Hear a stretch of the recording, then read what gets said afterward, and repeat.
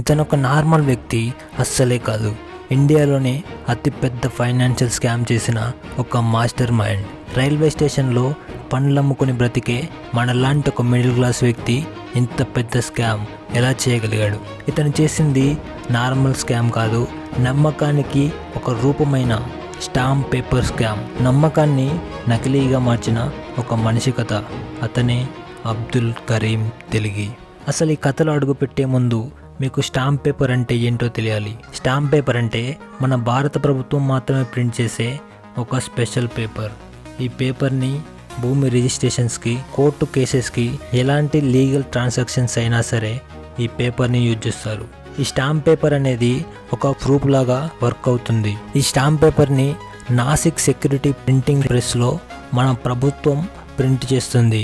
ఈ stamp paper print చేయడానికి special ఇంక్, paper, అలాగే డిజైన్ యూజ్ చేస్తారు. అలాగే ప్రతి స్టాంప్ పేపర్కి ఒక యూనిక్ సీరియల్ నెంబర్ ఉంటుంది. ఈ ప్రింట్ చేసిన స్టాంప్ పేపర్స్ని లైసెన్స్ తీసుకున్న స్టాంప్ వెండర్స్ గవర్నమెంట్ దగ్గర నుండి కొనుక్కొని పబ్లిక్కి అమ్ముతారు. ఇక అబ్దుల్ కథలోకి అడుగు పెడితే 1961 జూలై 29న కర్ణాటకలోని బెల్గాం డిస్టిక్ ఖానాపూర్ అనే చిన్న టౌన్లో అబ్దుల్ కరీం తెల్గి పుట్టాడు. అబ్దుల్ వాళ్ళ నాన్న లాట్సాబ్ తెల్గి రైల్వేలో ఒక చిన్న ఎంప్లాయ్. అమ్మ షరీఫా బి తెల్గి.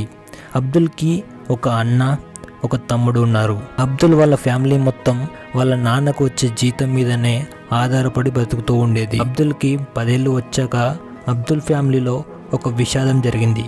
అదే వాళ్ళ నాన్న చనిపోవడం. అబ్దుల్ వాళ్ళ నాన్న చనిపోవడంతో వాళ్ళ ఫ్యామిలీ మొత్తం కష్టాల్లో పడింది. అబ్దుల్ సర్వోదయ విద్యాలయ ఇంగ్లీష్ మీడియం స్కూల్లో చదువుతున్నాడు. చదువు కంటిన్యూ చేయాలంటే స్కూల్ ఫీ కట్టాలి. దానికోసం అబ్దుల్ రైల్వే స్టేషన్లో పండ్లు అమ్మి ఆ వచ్చిన డబ్బుతో స్కూలింగ్ని కంప్లీట్ చేశాక గోగ్టే కాలేజ్ ఆఫ్ కామర్స్లో బీకామ్ చేశాడు. అబ్దుల్ చిన్నప్పటి నుండి కష్టాలు చూసి ఎలాగైనా సరే డబ్బు సంపాదించాలి, లైఫ్లో సక్సెస్ కావాలనుకున్నాడు. జాబ్స్ కోసం ముంబై వెళ్ళాడు.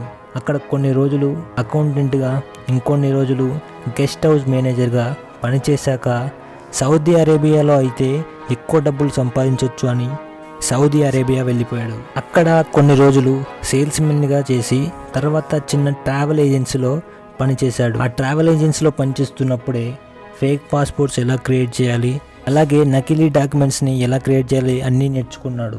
అలా 7 సంవత్సరాలు సౌదీలో ఉన్న తర్వాత మళ్ళీ ఇండియాకి తిరిగి వచ్చాడు. ఇండియాకి వచ్చాక ముంబైలో అరేబియన్ మెట్రో ట్రావెల్స్ అనే ఒక ట్రావెల్ ఏజెన్సీ పెట్టాడు. ఈ ఏజెన్సీ చేసే పనులు ఏమిటంటే ఎవరైతే వేరే దేశాలకు వెళ్ళాలి అనుకుంటారో వాళ్ళకి నకిలీ పాస్పోర్ట్ చేసి వాళ్ళను వేరే దేశాలకు వెళ్ళేలా చేసేవాడు. 1991లో ఈ ఫేక్ డాక్యుమెంట్స్ దొరికి అబ్దుల్ని ముంబై పోలీసులు అరెస్ట్ చేశారు. అబ్దుల్ని అరెస్ట్ చేసి జైల్లో వేయడం అనేది అబ్దుల్ లైఫ్లోనే అతిపెద్ద టర్నింగ్ పాయింట్. ఎందుకంటే అబ్దుల్ చేసిన అతిపెద్ద స్కామ్కి ఇక్కడే బీజం పడింది. అబ్దుల్ జైల్లో ఉన్నప్పుడు అదే జైల్లో ఉన్న రామ్ రతన్ సోనీ అనే అతను కలిశాడు. ఇతను కలవడం అనేది అబ్దుల్కి లైఫ్ చేంజింగ్ మూమెంట్ అని చెప్పొచ్చు. జైల్లో రామ్ రతన్ సోనీ చిన్న స్కామ్ చేసి ఏం లాభం, స్కామ్ చేస్తే కోట్లలో చేయాలని అబ్దుల్ని ఎంకరేజ్ చేశాడు. అలా ఈ స్టాంప్ పేపర్ స్కామ్ గురించి అది ఎలా పనిచేస్తుంది అని చెప్పాడు. జైలు నుండి బయటకు వచ్చాక ఇద్దరు కలిసి ఫేక్ స్టాంప్ పేపర్స్ని ఒరిజినల్ స్టాంప్ పేపర్స్తో మిక్స్ చేసి అమ్మేవారు. అబ్దుల్కి డబ్బు మీద ఆశతో ఇంకా సంపాదించాలనుకున్నాడు. అబ్దుల్ తన్నే స్టాంప్ పేపర్ ప్రింట్ చేసి అమ్మాలి అనుకున్నాడు. స్టాంప్ పేపర్స్ అమ్మాలి అంటే గవర్నమెంట్ నుండి స్టాంప్ వెండర్ లైసెన్స్ కావాలి.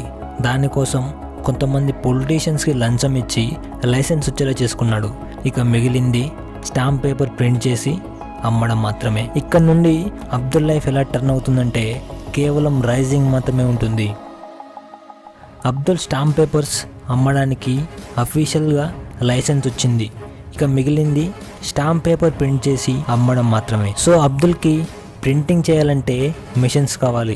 దానికోసం నాసిక్లోని ఇండియన్ సెక్యూరిటీ ప్రెస్లో కొంతమంది అఫీషియల్స్కి లంచం ఇచ్చి అక్కడ ఉన్న ప్రింటింగ్ పేపర్స్, ఇంక్, డిజైన్ బ్లేడ్స్, మెషిన్స్ ఇలా అన్నీ చిన్నగా ఒక్కొక్కటి అరేంజ్ చేసుకొని ప్రింటింగ్ చేసేవాడు. ఆ ప్రింట్ చేసిన స్టాంప్ పేపర్స్ని బ్యాంక్స్కి, ఇన్సూరెన్స్ కంపెనీస్కి, స్టాక్ బ్రోకరేజ్ కంపెనీస్కి డిస్కౌంట్లో అమ్మేవాడు. అబ్దుల్ ఈ స్కామ్ నడిపించాలి అంటే ఎంతోమంది పోలీసులకి, గవర్నమెంట్ ఎంప్లాయీస్కి, పొలిటీషియన్స్కి లంచం ఇవ్వాల్సి వచ్చేది.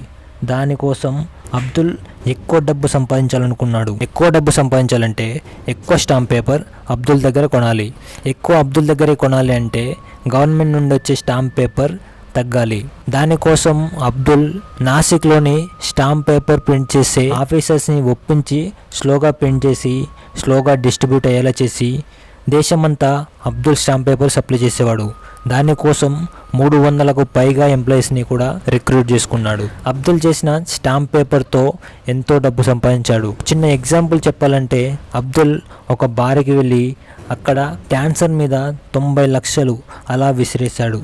అబ్దుల్ సంపాదించే డబ్బు మెయింటైన్ చేయడానికి 18 సిటీస్లో 123 బ్యాంక్ అకౌంట్స్ యూజ్ చేసేవాడు. అబ్దుల్ స్టాంప్ పేపర్ ప్రింట్ చేయడం, ఇండియా అంతా సప్లై చేయడం అంతా మంచిగా సాగుతుంది అనుకున్న టైంలో ఒక లైఫ్ చేంజింగ్ మూమెంట్ జరిగింది అబ్దుల్ లైఫ్లో. ఈసారి మాత్రం లైఫ్ని తలకిందులు చేసే టర్నింగ్ పాయింట్ అనుకోవచ్చు. 2000 సంవత్సరం ఆగస్టులో స్టాంప్ పేపర్ వ్యాన్లో తీసుకెళ్తుంటే 2 ఎంప్లాయీస్ పోలీసులకు దొరికారు. ఇక్కడితో అబ్దుల్ డౌన్ఫాల్ స్టార్ట్ అయింది. పోలీసులు ఇన్వెస్టిగేషన్ స్టార్ట్ చేశారు. అందులో అబ్దుల్ పేరు కూడా ఉంది. దీంతో అబ్దుల్ తను ఉన్న ప్లేసెస్ని ఊకే చేంజ్ చేస్తూ తప్పించుకుంటూ తిరిగేవాడు. 2001 నవంబర్ 7న అబ్దుల్ని అజ్మీర్లో అరెస్ట్ చేశారు. అరెస్ట్ అయ్యాక జైల్లో ఉండే స్టాంప్ పేపర్ స్కామ్ని నడిపించాడు. సుప్రీంకోర్టు 2004లో ఈ స్కామ్ ఇన్వెస్టిగేషన్ని సిబిఐకి హ్యాండ్ ఓవర్ చేసింది. ఫైనల్గా అబ్దుల్ స్కామ్ని ఒప్పుకున్నాడు.